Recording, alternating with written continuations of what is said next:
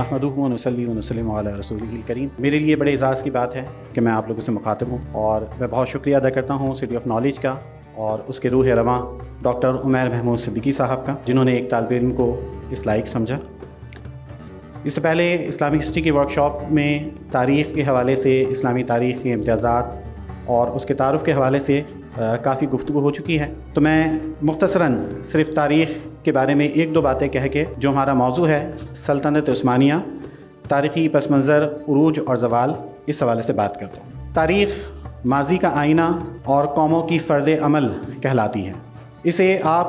कारकर्दगी report, progress report भी कह सकते हैं कौमों की। और ये वो इल्म है जो इंसानी माशरों के इर्तिका से और उनके उरूज ज़वाल के असबाब से बहस करता है। लिहाजा कोई भी कौम उस वक्त तक अपने हाल को बेहतर नहीं बना सकती, मुस्तकबिल की तामीर नहीं कर सकती, जब तक वो अपने माजी से वाकिफ़ ना हो। तो इसलिए तारीख़ का मुताला अज़हद ज़रूरी है। जिस तारीख़ के जिस दौर के बारे में हम बात करने जा रहे हैं, सल्तनत उस्मानिया, जिसे खिलाफत उस्मानिया भी कहा जाता है, इसका मुताला न सिर्फ़ तारीख़ इस्लाम के हवाले से बल्कि तारीख़ आलम के हवाले से भी बहुत अहमियत का हामिल है। क्योंकि ये जो सल्तनत उस्मानिया है, 625 साल उस्मानी सलातीन और खुलाफा ने हुकूमत की और दुनिया के एक बड़े ख़ित्ते पर, यानी 3 बरे आज़म उनके ज़ेर नगी रहे और 2 समंदर उनके ज़ेर इक़्तिदार रहे। सल्तनत उस्मानिया 13वीं सदी ईस्वी से 20वीं सदी ईस्वी तक कायम रहने वाली तुर्क मुसलमानों की हुकूमत थी। अपने उरूज के ज़माने में, यानी 15वीं और 16वीं सदी ईस्वी में, ये सल्तनत 3 बरे आज़मों, मशरिकी जनूब मशरिकी यूरोप, मशरिक़ वस्ता और शुमाली अफ्रीका का बेशतर हिस्सा जो है वो इसके ज़ेरे इक़्तिदार था। इससे पहले कि हम तारीख़ी तौर पर ये देखें कि इनका माख़ज़, यानी जो तुर्क हैं उनका ओरिजिन क्या है और जो मुख्तलिफ़ सलातीन गुज़रे हैं वो कौन कौन हैं, उनके अदवार की खुसूसियात क्या हैं, इससे पहले एक नज़र आप उस्मानी तारीख़ के जो माख़ज़ हैं उनके ऊपर डाल लें, ताकि आपको ये इल्म हो सके कि उस्मानी तारीख़ का जो सोर्स हमारे पास है कि जिससे हम उस दौर के बारे में जान सकते हैं वो क्या है। तो इस हवाले से पहली बात तो ये है कि उस्मानियों के इब्तदाई दौर पर ख़ुद उनकी तहरीर करदा कोई किताब नहीं है। तारीख़ के कई अदवार ऐसे हैं जहाँ हमें उसी दौर की लिखी हुई मुआसिर शहादतें मैसर आ जाती हैं, लेकिन उस्मानी तारीख़ पर ख़ुद उनकी लिखी हुई कोई किताब नहीं है। अलबत्ता उस्मानियों के इब्तदाई ज़माने की तारीख़ पर शाम और मिस्र के मौरख़ीन ने काफ़ी काम किया है और उनकी जो किताबें हैं, सुबुल आशा, अक़दुल जमान, नुजूम ज़ाहिरा, मसालिकुल अब्सार, ये अरबी किताबें वो किताबें हैं कि जिनमें उस्मानियों की तारीख़ के बारे में हमें मालूमात मैसर आती हैं। इसके अलावा कई मशहूर मुसन्निफ़ीन जैसे सखावी हैं, तारीख़ के लिहाज से बड़ी अहमियत के हामिल हैं। इब्न हजर अस्कलानी हैं, मकरेज़ी हैं, इब्न अयास और इब्न बतूता का जो सफ़रनामा है उसमें भी हमें ख़ासी मालूमात उस्मान के हवाले से मैसर आती हैं। तुर्क मुसन्निफ़ीन में अहमदी, शकरुल्लाह, आशिक पाशाज़ादा, कुरामानली, नशानची, मोहम्मद पाशा, हसन बिन महमूद बयातली, इस्माइल हामी दानिशमंद, ज़की वलीद तौगान और इसी तरह कई और नाम हैं जिन्होंने उस्मानियों की तारीख़ पर काम किया है। इस हवाले से डॉक्टर मुस्तफ़ा आक वाग जो हैं, उनकी तसानीफ़ उस्मानी तारीख़ पर माख़ज़ की हैसियत रखती हैं और तुर्की इस्लामी इंसाइक्लोपीडिया, एक उर्दू दायरे मारिफ़ इस्लामिया है और एक तुर्की दायरे मारिफ़ इस्लामिया है, तुर्की इस्लामिक इंसाइक्लोपीडिया, वो उस्मानियों के माख़ज़ के हवाले से बड़ी अहमियत का हामिल है और मुख्तलिफ़ उन्वानात पर बहुत काबिल कदर मकालात उस इंसाइक्लोपीडिया का हिस्सा हैं। अरबी में जो किताबें लिखी गईं उनमें डॉक्टर मोहम्मद हर्ब की अल उस्मानियूना फ़ी तारीख़ वल हिज़ारा एक अहम किताब है। इसी तरह सुल्तान मोहम्मद फ़ातेह हिल कुस्तुनतुनिया व काहिर रोम और डॉक्टर अब्दुल अज़ीज़ शनावी की किताब दौलत उस्मानिया, और जो एक नई किताब या जिसे आप जदीद तर माख़ज़ में शुमार कर सकते हैं वो जुदत पाशा की किताब है। उस्मानी तारीख़ 12 जिल्दों में है और ये भी तुर्की ज़बान में। तो यहाँ मसला जो है फिर आ जाता है कि ज़बान यार मन तुर्की वमन तुर्की नमी दानम। जहाँ तक तलबा के लिए उर्दू किताबों का ताल्लुक़ है, उर्दू में चंद किताबें हैं जिन्हें मोतबर समझा जा सकता है और उसमें से 2 किताबें ख़ास तौर पर काबिल ज़िक्र हैं। یہاں پہلے نمبر پر آپ دیکھ سکتے ہیں ترکان عثمان، ڈاکٹر محمد صابر صاحب کی کتاب ہے۔ ڈاکٹر محمد صابر صاحب کا تعلق شعبہ اسلامی تاریخ سے تھا۔ ترکی سے انہوں نے پی ایچ ڈی کیا، ترکی زبان پر ان کو بڑا عبور حاصل تھا۔ اور یہ جو ترکان عثمان ہے، اس کتاب کی خصوصیت یہ ہے کہ یہ اردو میں پہلی کتاب ہے جو عثمانی جو ترکی ماخذ ہیں ان کو بنیاد بنا کر لکھی گئی، اس لیے نسبتاً دیگر کتابوں کے مقابلے میں اسے جو ہے وہ فوقیت حاصل ہے۔ اس کے علاوہ دوسری اہم کتاب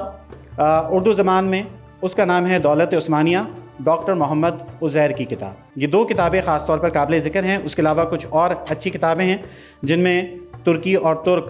ثروت سولت کی کتاب ہیں، تاریخ خاندان عثمانیہ انشاءاللہ خان کی کتاب، خالدہ ادیب خانم جو جدید ترکی جو نوجوانان کی تحریک تھی اس کا ایک بڑا اہم نام ہے، ان کی کتاب ہے ترکی میں مشرق و مغرب کی کشمکش۔ اسی طرح سے جدید ترکی میں اسلامی بیداری، ڈاکٹر عبید اللہ فاحد فلاحی کی کتاب، اور ڈاکٹر نگار سجاد ظہیر کی کتاب جدید ترکی، جو سقوط خلافت کے بعد جو ترکی کا جدید دور ہے اس سے بحث کرتی ہے۔ کچھ کتابیں ایسی ہیں جو انگلش میں خاص طور پر قابل ذکر ہیں، ان میں history of the Ottoman Turks Edward Creasy کی کتاب ہے، اور لارڈ ایویسلی کی کتاب دا ٹرکش امپائر،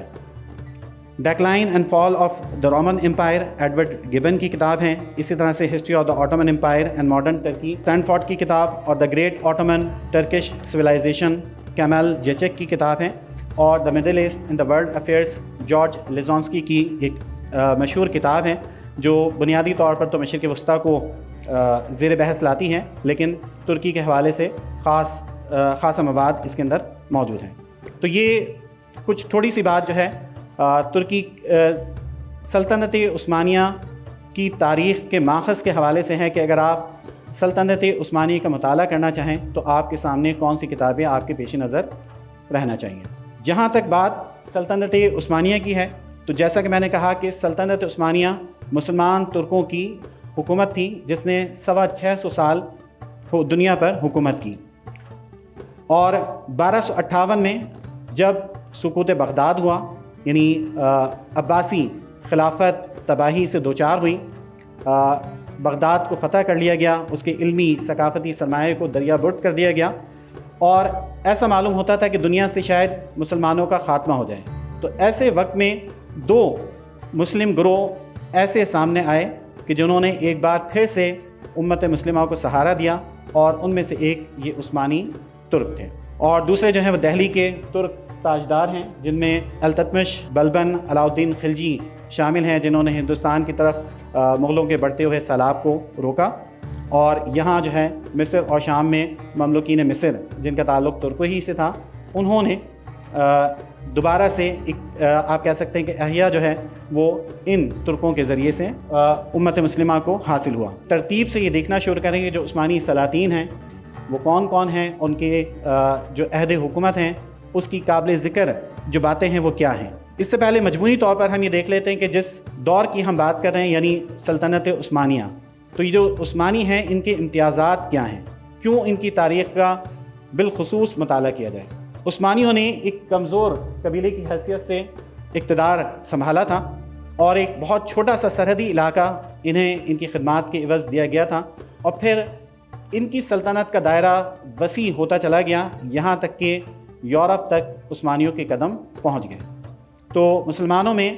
عثمانیوں کو ایک امتیاز یہ حاصل ہے کہ یہ وہ ہیں کہ جن کے قدم یورپ تک پہنچے۔ دوسرے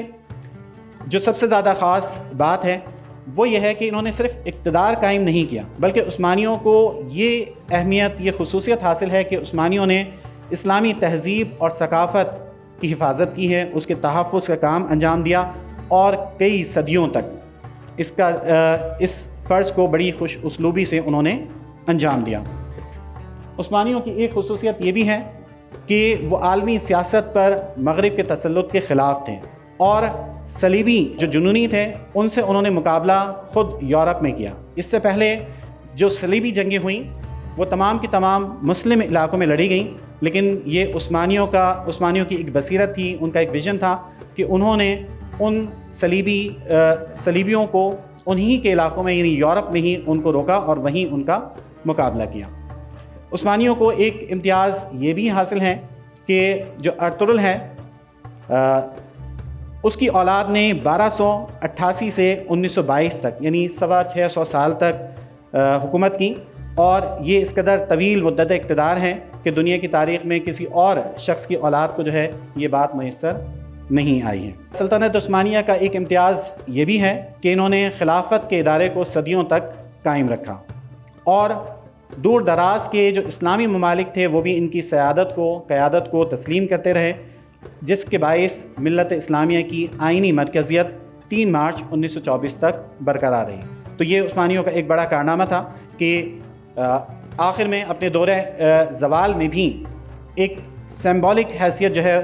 سلطنت عثمانیہ کو حاصل تھی، اور مسلمانوں کی ایک مرکزیت جو ہے وہ برقرار تھی۔ اس کے علاوہ سلطنت عثمانیہ کو ایک امتیاز یہ بھی حاصل ہے کہ ان کی خلافت کی 4 صدیوں میں ایک بھی مدعی خلافت ان کے مقابلے میں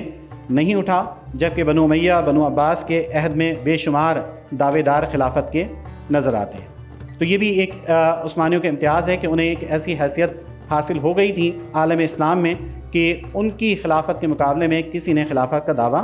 نہیں کیا۔ اور امتیازات کے حوالے سے ایک آخری بات یہ کہ روم کے بعد قسطنطنیہ، جو کہ عیسائیت کا سب سے بڑا مرکز تھا، یورپ اور ایشیا کے نقطہ اتصال پر واقع ہونے کی وجہ سے اس کی جغرافیائی اہمیت بھی بہت زیادہ تھی، اور بین الاقوامی تجارت کے لیے، فوجی نقل و حرکت کے لیے ایک مستقل گزرگاہ تھی، اور استنبول کی سیاسی، تجارتی، عسکری اہمیت اس قدر زیادہ تھی کہ اس پر قبضے کے بغیر ایشیا اور یورپ میں ترکوں کے قدم نہیں جم سکتے تھے۔ پہلی بار مسلمانوں نے استنبول کو فتح کیا، جس کے متعلق نبی کریم صلی اللہ علیہ وسلم کی بشارت بھی موجود تھی، اور یہ شرف بھی عثمانیوں ہی کے حصے میں آیا۔ عثمانیوں کے بارے میں ایک اہم ترین تاریخی واقعہ یہ ہے کہ جب سے اناطولیہ میں سلجوکیوں نے حکومت قائم کی تقریباً 1071 میں، آج تک یہ علاقہ ترکوں کے زیر اقتدار ہیں، اور تاریخ میں ترک کبھی بھی کسی کے غلام نہیں رہے، اور آج بھی ترک ہی ایک ایسی مسلم قوم ہے جنہیں ایشیا کے علاوہ یورپ میں بھی ایک اہم خطے پر اقتدار حاصل ہے، اگرچہ کہ وہ ایک مختصر سا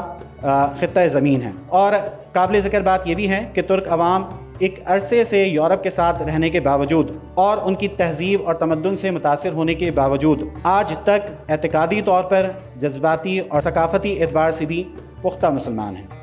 جدید انقلابی تحریکیں بھی ان کی روح کو مزمحل نہیں کر سکیں، ان کے بنیادی معتقدات اور اعمال اسلام کے مطابق ہیں، اور ان کے دلوں میں ملت اسلامیہ کا درد موجود ہے۔ ترکوں سے ہمارا خونی، ثقافتی، دینی رشتہ ہے، اس لیے بھی ضروری ہے کہ ترک قوم کا، سلطنت عثمانیہ کا خاص طور پر مطالعہ کیا جائے۔ ترکوں کو تاریخ میں مختلف ناموں سے پکارا گیا ہے، کہیں انہیں ہن اور کہیں کشان کہا گیا ہے، بعض کتابوں میں انہیں یوچی کے نام سے یاد کیا گیا، چینی تاریخ میں ان کے لیے ہیانگ نو اور توکیو کے الفاظ موجود ہیں۔ ہندوؤں نے عام طور پر انہیں تشکا کے نام سے پکارا ہے، لیکن واضح طور پر لفظ ترک جو ہے وہ 6 صدی عیسوی میں ملتا ہے، اور اسی نام سے ایک عرصے تک انہیں پکارا جاتا رہا۔ ترک کے معنی جو ہیں وہ فولاد کے بھی ہیں، سخت جنگجو مجاہد کے بھی ہیں، اور مضبوطی کے معنوں میں بھی ترک لفظ جو ہے وہ استعمال کیا جاتا ہے۔ ترک نہ صرف یہ کہ جسمانی طور پر مضبوط ہیں، بلکہ اپنے عقیدے کے لحاظ سے بھی بہت مضبوط افراد ہیں۔ عثمانی ترکوں کا تعلق ترکوں کے مشہور ترک قبیلے اوغوز سے ہے، جس کی ابتدا جو حضرت ابراہیم علیہ السلام کے معاصرین میں سے تھا۔ اوغوز ترکوں نے نہ صرف سلطنت عثمانیہ قائم کی، بلکہ ان ترکوں نے کئی اور سلطنتوں کی بھی بنیاد رکھی، جن میں سلجوکی، کراکویون لی، اوکیون لی، صفوی اور ہندوستان کے قطب شاہی اور عادل شاہی خاندان شامل ہیں۔ آذری ترک بھی انہی سے متعلق ہیں۔ سلطنت عثمانیہ کی جو تاریخ ہے اس کو ہم اپنی تفہیم کے لیے، آسانی کے لیے 3 ادوار میں تقسیم کر سکتے ہیں۔ نمبر 1، امارت کا دور جو 1299 سے 1389 تک ہے۔ 3 اس میں حکمران ہیں عثمان اول، اور خان اور مراد اول۔ دوسرا سلطنت پیریڈ کہلاتا ہے، جس میں بایزید اول سے بایزید ثانی تک اور تیسرا جو ہے وہ خلافت کا دور ہے، جس کا آغاز 1517 میں ہوا اور 1923 کو وہ اپنے اختتام کو پہنچا۔ یہاں طالب علموں کے لیے یہ جو 3 اصطلاحات استعمال کی گئی ہیں، عمارت، سلطنت اور خلافت، اس کی تھوڑی سی وضاحت میں کر دوں کہ ایک خاندانی مسلم سربراہ جسے امیر کہا جاتا ہے کہ سیاسی علاقے پر حکومت مراد ہے، کہ ایک خاندان کی، ایک شخص کی کسی ایک علاقے پر حکومت ہو اور بادشاہت کی طرف سے، سلطنت کی طرف سے اسے وہاں کا امیر مقرر کر دیا جائے تو وہ عمارت کا دور کہلاتا ہے۔ جیسے ابتدائی دور میں ارطغرل، عثمان، یہ تمام جو ہیں وہ سغوت کے امیر رہے تھے، ایک علاقہ جو ہے وہ انہیں چھوٹا سا دے دیا گیا۔